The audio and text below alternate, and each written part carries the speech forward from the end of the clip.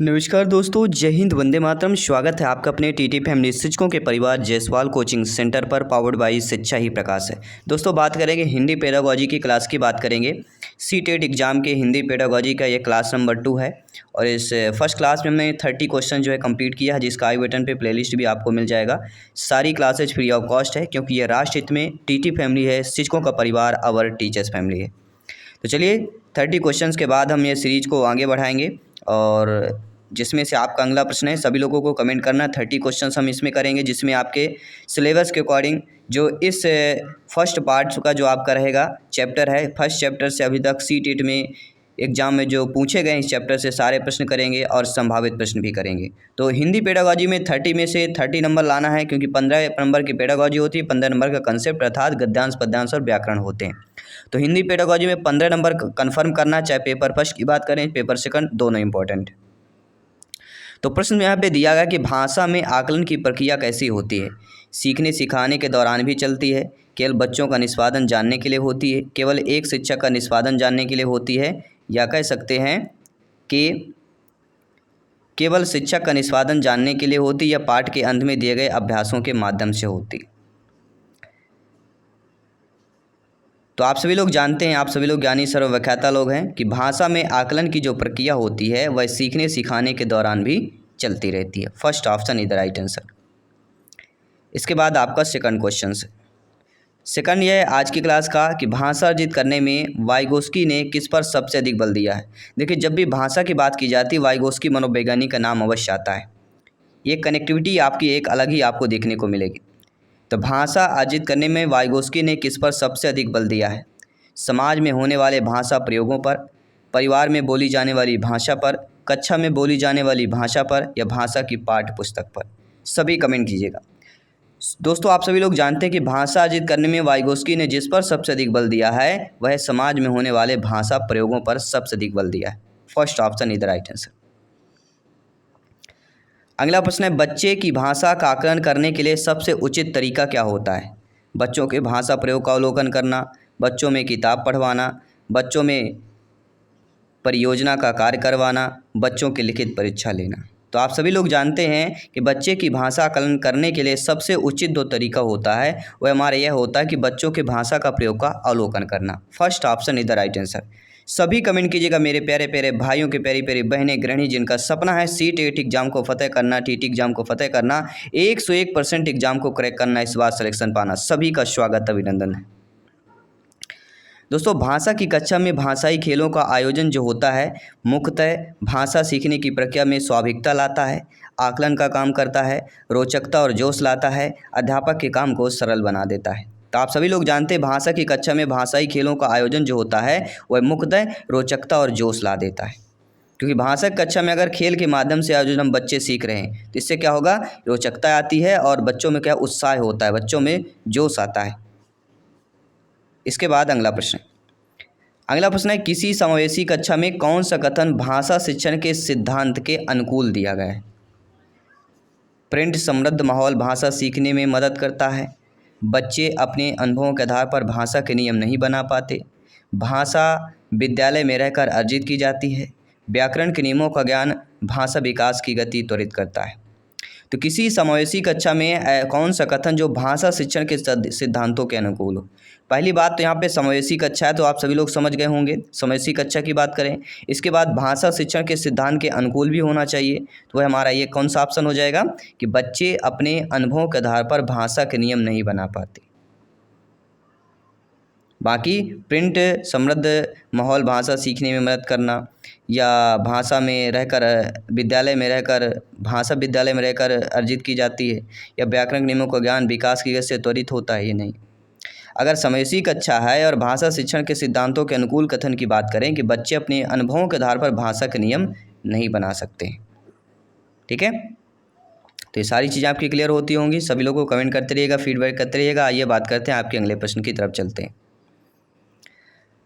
अगला प्रश्न है, प्राथमिक स्तर पर विद्यार्थियों के भाषा शिक्षण के संदर्भ में कौन सा कथन सही दिया गया है। देखिए प्राइमरी फर्स्ट क्लास से 5th क्लास तक के बच्चों में अगर भाषा शिक्षण के संदर्भ में कथन देखा जाए तो सतत रूप से की जाने वाली टिप्पणियाँ एक अनवरत अभ्यास भाषा सीखने में रुचि उत्पन्न करते हैं।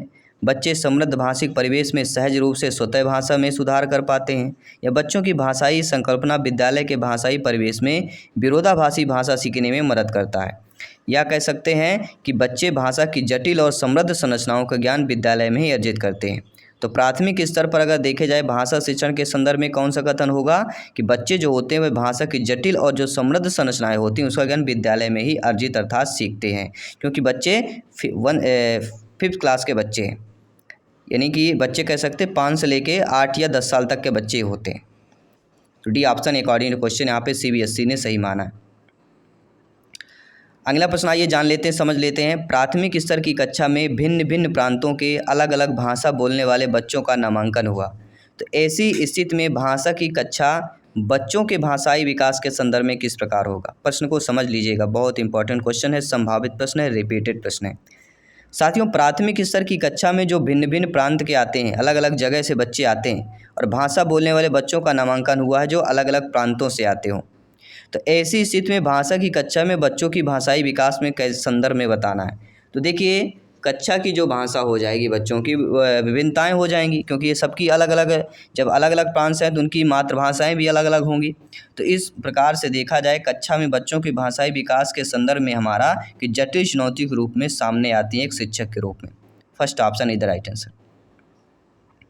अगला, बच्चे की स्कूल की भाषा और घर एवं पड़ोस की भाषा कैसी होनी चाहिए? तो वह दोस्तों समरूपता होनी चाहिए। किस प्रकार से होनी चाहिए? समरूपता होनी चाहिए। अगला है, भाषा कक्षा में समावेशी वातावरण का निर्माण करने के लिए क्या जरूरी होता है? कि बच्चे की सभी आवश्यकताओं को पूर्ण किया जाए, बच्चों को विविध दृश्य शब्द सामग्री उपलब्ध कराई जाए, बच्चों के प्रति अति उदारवादी दृष्टिकोण रखा जाए, या बच्चों को विविध भाषाओं को पढ़ाया जाए। तो आप सभी लोग जानते हैं, आप सभी लोग भावी अध्यापक अध्यापिकाएं शिक्षक बंधु हैं कि भाषा की कक्षा में अगर समावेशी वातावरण का निर्माण करना है तो उसके लिए सबसे ज़रूरी क्या होगा? क्योंकि आपकी नियुक्त होगी, जब लोग अध्यापक अध्यापिका बनेंगे, शिक्षक बनेंगे, आप बच्चों को पढ़ाने जा रहे हैं, तो आप स्वयं सोचिए आपकी कक्षा समावेशी वातावरण का निर्माण कर रही है तो उसके लिए क्या ज़रूरी होगा? आपके लिए यही ज़रूरी होगा कि बच्चों को विविध भाषाओं को पढ़ाया जाए। डी ऑप्शन इधर राइट आंसर। बाकी किसी भी प्रश्न पर डाउट है बेफिक्र आप लोग कमेंट कर सकते हैं, फीडबैक कर सकते हैं। साथियों, अगला प्रश्न आपके स्क्रीन पर है। उच्च प्राथमिक स्तर पर हिंदी भाषा शिक्षण का सर्वाधिक संबंध किससे होता है? पढ़ी सामग्री के बारे में आलोचनात्मक चिंतन से होता है, हिंदी की व्याकरणिक व्यवस्था को जानने से होता है, सृजनात्मक लेखन की अनिवार्यता से होता है, या हिंदी की ध्वनियों को सिखाने से होता है? सभी लोग बताइएगा। तो उच्च प्राथमिक स्तर की बात कर रहे हैं तो हिंदी भाषा शिक्षण का सर्वाधिक संबंध हिंदी की व्याकरणिक व्यवस्था को जानने से होता है, क्योंकि व्याकरण को जानना इसलिए इम्पॉर्टेंट होगा क्योंकि उच्च प्राथमिक स्तर के भाषा शिक्षण की बात कर रहे हैं। ठीक है, तो लेवल भी आपको समझना है। अगला प्रश्न देखिएगा, भाषा नियमों द्वारा नियंत्रित खाली स्थान का माध्यम भर नहीं बल्कि यह हमारी सोच को भी निर्मित करती है। देखिए, भाषा जो होती है वह नियमों द्वारा नियंत्रित संप्रेषण के माध्यम से भर नहीं सकती, यह संप्रेषण का माध्यम भर नहीं है बल्कि हमारी सोच को भी निर्मित करती है। तो संप्रेषण इज द राइट आंसर। इसके बाद आइए बात करते हैं अगले प्रश्न की। बच्चे की भाषा समाज के साथ संपर्क का ही परिणाम है, यह विचार किसका है? यानी स्टेटमेंट, कथन एग्जाम में अक्सर पूछे जाते हैं। सीटेट सेकंड पेपर में आया हुआ प्रश्न है कि बच्चे की भाषा समाज के साथ संपर्क का ही परिणाम है, यह विचार किसका है? तो यह विचार देखिए, समाज शब्द आएगा तो आपको किस ऑप्शन में जाना है? वाइगोस्की के ऑप्शन में जाना। मैं कई बार बता चुका हूँ। देखिए, हर एक मनोवैज्ञानिक का कुछ शब्द सा एक लॉजिक होता है। अगर नैतिक आएगा तो कोहलवर करना है, संज्ञानात्मक शब्द आए जीन पियाजे जी के ऑप्शन को पढ़ना है, बच्चे की भाषा समाज का संदर्भ आ गया तो फिर वाइगोस्की करना है, और भाषा विकास में फिर चॉम्स्की करना है। सारा कहीं ना कहीं किसी न किसी से रिलेटेड और कनेक्टेड रहता है, केवल हमें समझना है और अपने माइंड की मेमोरी में सेव कर लेना है। तो बच्चे की भाषा समाज के साथ संपर्क का ही परिणाम है, यह विचार वाइगोस्की का हो जाएगा। आइए, सभी लोग अच्छे तरीके से समझ पा रहे हैं। आइए बात करते हैं अगले प्रश्न की। दोस्तों, भाषा अर्जित करने की स्थिति में बच्चे जो होते हैं, जब बच्चे भाषा अर्जित करते हैं तो उस स्थिति में बच्चे जो है भाषिक नियमों को स्वाभाविक रूप से रटते हैं। तो रटना तो पेडागोजी में निगेटिव हो गया, तो ये तो ऑप्शन हो ही नहीं सकता। कभी कोई त्रुटि नहीं होती, ये गलत हो सकता है। बिना त्रुटि करे कोई सीख ही नहीं सकता है, अधिकतर त्रुटियाँ ही रहती हैं। तो ये भी कोई नहीं कह सकते कि अधिकतर गलतियाँ ही हो। तो हमारा बचता है फोर्थ ऑप्शन, भाषा अर्जित करने की स्थिति में बच्चे जो होते हैं वह भाषिक नियमों को स्वाभाविक रूप से ग्रहण करते हैं। डी ऑप्शन यहाँ पे सही हो जाएगा। बाकी सभी लोग आप लोग कमेंट करते रहिएगा, फीडबैक करते रहिएगा और इसी तरह आपका फीडबैक सर्वोपरि है, सर्वमान्य है। जायसवाल सर आप सभी का अभिनंदन, स्वागत कर रहे हैं। और अगला प्रश्न आपके स्क्रीन पर है कि उच्च प्राथमिक स्तर पर हिंदी भाषा शिक्षण के लिए क्या अपेक्षित नहीं होगा? सभी लोग बताइएगा। अगर उच्च प्राथमिक स्तर में देखा जाए हिंदी भाषा शिक्षण के लिए क्या अपेक्षित नहीं होगा? देखिए, शब्दों के अर्थ को जानना यह तो अपेक्षित होगा, उस भाषा की वाक्य संरचना जानना ये भी होगा, लेकिन उस भाषा का अधिकाधिक प्रयोग करना यह उच्च प्राथमिक स्तर पर हिंदी भाषा शिक्षण के लिए अपेक्षित नहीं होगा। बाकी उस भाषा का व्याकरण जानना ये होगा। तो according to question third option सही हो जाएगा। ठीक है, आई होप सभी लोग समझ गए होंगे। आइए बात करते हैं, आपके अगले प्रश्न की तरफ चलते हैं।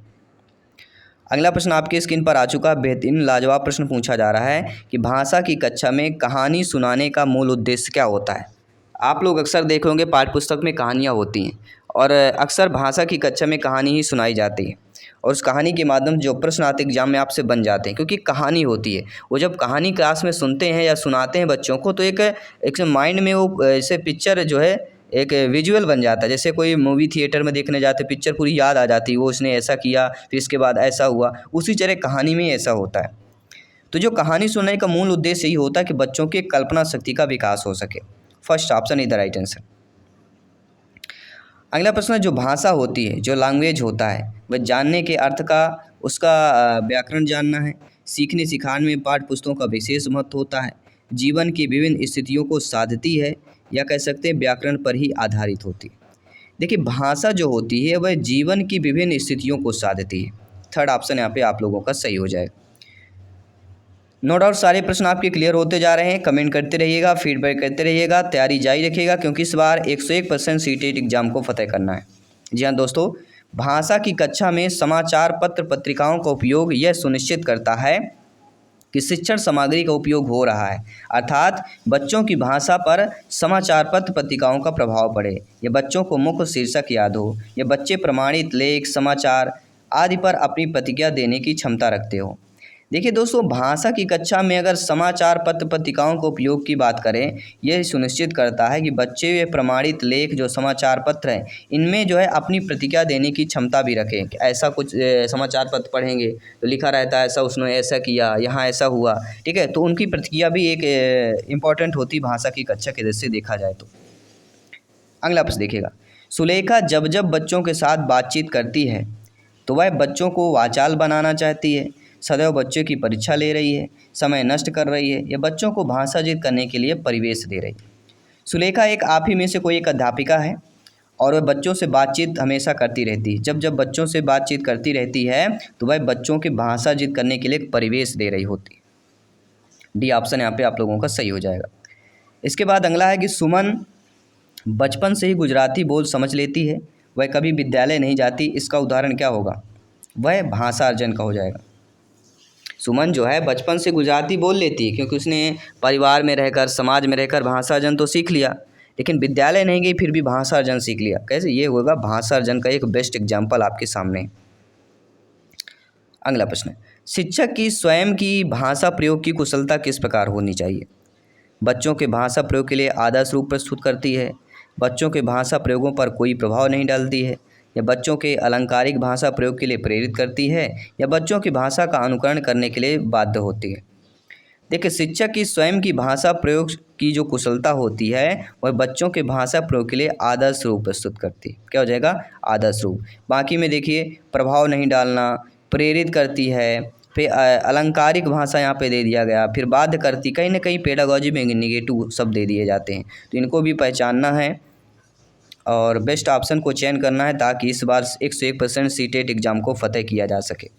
साथ ही अगला प्रश्न है कि भाषा अर्जन और भाषा अधिगम में महत्वपूर्ण अंतर क्या होता है? जैसे वृद्धि और विकास में होता है, उसी प्रकार भाषा अर्जन और भाषा अधिगम में भी महत्वपूर्ण अंतर होता है।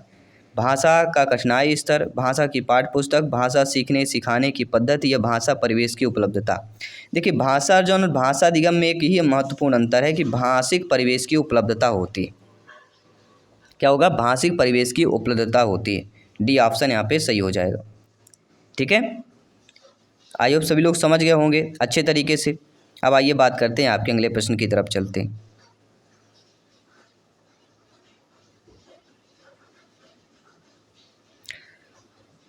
अगला प्रश्न जो है आप लोगों के ऑलरेडी स्क्रीन पर आ चुका है।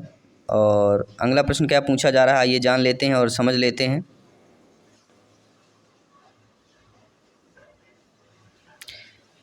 अगला प्रश्न है कि भाषा की पाठ्य पुस्तक में किससे संबंधित पाठ होना चाहिए। देखिए भाषा की पाठ्य पुस्तक है तो उससे आपका सभी लोग जानते हैं भाषा की पाठ्य पुस्तक में साहित्य से संबंधित जो है पाठ होने चाहिए। बहुत ही नॉर्मल सा प्रश्न है, सीटेट में आया हुआ प्रश्न है। अगला प्रश्न देखिएगा, एक भाषा शिक्षा के लिए सर्वाधिक महत्वपूर्ण क्या होता है। जब आप हिंदी के अध्यापक अध्यापिका बनेंगे, हिंदी के शिक्षक बनेंगे, हिंदी सब्जेक्ट के टीचर बनेंगे, आपके लिए सर्वाधिक महत्वपूर्ण क्या होगा। भाषा का आकलन होगा, बच्चों को भाषा प्रयोग के अवसर उपलब्ध कराना होगा, भाषा की त्रुटियों के प्रति कठोर रवैया अपनाना होगा, या भाषा की पाठ्य पुस्तक की जाएगी। देखिए एक भाषा शिक्षा के लिए जो सर्वाधिक महत्वपूर्ण यही होता है कि बच्चों को भाषा प्रयोग के अवसर शब्द लाएं। अवसर जहाँ भी देखिएगा समझ जाइएगा, इशारा वही हमारा आंसर है, इशारा मिल जाता है हमें। भाषा जो होती है वह स्वयं में एक नियमबद्ध व्यवस्था होती है, जटिल चुनौती होती है, एक विषय मात्र होता है, या संप्रेषण एकमात्र साधन होता है। तो आप सभी लोग जानते हैं, सभी लोग अनुभवी हैं, व्याख्याता लोग हैं कि भाषा जो स्वयं में एक नियमबद्ध व्यवस्था होती है। ठीक है, तो यहाँ पे हमारा राइट ऑप्शन हो जाएगा। इसके बाद अगला प्रश्न है कि भाषा का प्रयोग जो होता है वह केवल मुद्रित सामग्री में होता है, जीवन के विभिन्न संदर्भों में होता है, केवल परीक्षा में होता है, या केवल पाठ्य पुस्तकों में होता है। देखिए जो भाषा का प्रयोग होता है वह जीवन के विभिन्न संदर्भों में होता है, इसलिए बी ऑप्शन यहाँ पे हम सही कर लेंगे। इसके बाद अगले प्रश्न की बात कर लेते हैं। अगला प्रश्न बहुत ही प्यारा सा प्रश्न है कि भाषा की जो पाठ्य पुस्तकें होती हैं वह साध्य होती हैं, भाषा का सीखने का एकमात्र संसाधन होती है, अभ्यास परक होनी चाहिए, या साधन होनी चाहिए। तो आप सभी लोग जानते हैं कि जो भाषा की पाठ्य पुस्तकें होती हैं वह साधन होती, क्या होंगी, साध्य नहीं होता, केवल आपके लिए या बच्चों के लिए साधन होते हैं। D option is the right answer. अगला प्रश्न आइए देख लेते हैं, निम्नलिखित में से कौन सा जो है भाषा शिक्षण का उद्देश्य है। देखिए भाषा शिक्षण के उद्देश्य होते हैं जैसे निजी अनुभवों के आधार पर भाषा का सृजनशील प्रयोग करना, भाषा सीखते समय त्रुटियां बिल्कुल न करना, या भाषा की बारीकी और संदर्भ बोध को ही सही रूप से समझने की क्षमता को प्रोत्साहित करना। अब प्रोत्साहन देना बच्चों को, ये भी पेडागोजी में पॉजिटिव है, तो हमारा थर्ड ऑप्शन यहाँ पे सही हो जाएगा। इसके बाद अगला प्रश्न है कि भाषा शिक्षण के संदर्भ में बहुभाषी कक्षा से तात्पर्य यह होता है, क्या होता है कि कक्षा में भिन्न भिन्न भाषाओं में कहानी, कविता के चार्ट आदि उपलब्धता होनी चाहिए, कम से कम 2 भाषा में शब्दकोश की आवश्यकता होनी चाहिए, अधिकाधिक भाषाओं की पुस्तकों की उपलब्धता होनी चाहिए, और सभी बच्चों को अपनी अपनी भाषा में बोलने के अवसर उपलब्ध होना चाहिए। तो भाषा शिक्षण के संदर्भ में बहुभाषी कक्षा से तात्पर्य यही होता है कि सभी बच्चों को अपनी अपनी भाषा बोलने के लिए अवसर उपलब्धता होनी चाहिए। D option is the right answer हो जाएगा।